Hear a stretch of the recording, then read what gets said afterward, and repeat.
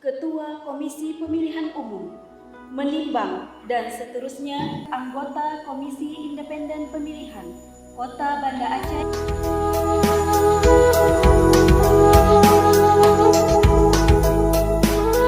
Hadirin dimohon berdiri.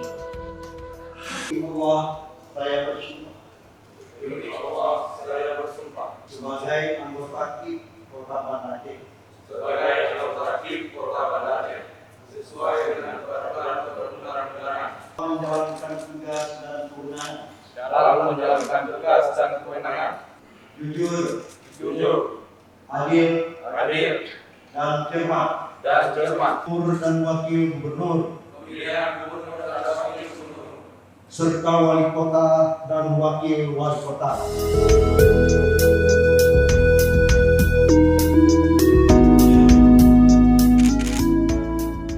Saya atas nama pemerintah Kota Banda Aceh mengucapkan selamat atas terpilihnya anggota KIP Kota Banda Aceh, sekaligus semangat yang telah kita latih pada pagi yang berbahagia ini untuk periode 2023 sampai dengan 2028.